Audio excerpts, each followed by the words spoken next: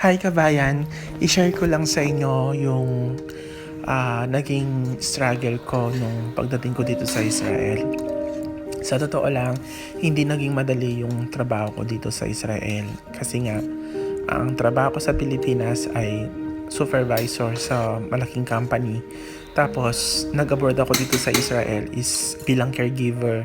So, yung adjustment doon bilang caregiver is napakalaki. Tapos sa totoo lang, yung first job ko dito sa Israel is hindi ganun kadali. Kasi ang case ng alaga ko is dementia, diabetic at the same time. Pag dementia kasi, uncontrollable yan. Kasi nga, nasigaw, tapos bumabangon ng madaling araw, minsan hindi ako nakakatulog, minsan in 1 week, puyat ako, wala akong tulog kasi nga, gumigising siya ng madaling araw tapos pupunta ng CR, naliligo.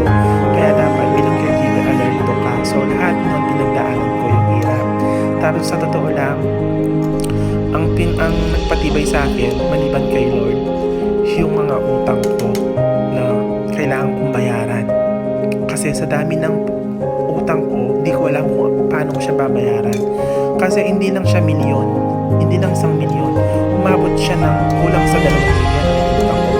Pero I'm very thankful kasi nga, nabayaran ko lahat yun. Wala akong tinakbuhan. Lahat ng credit card ko na pinagkakautangan, nabayaran ko lahat yun. Pati yung mga interest.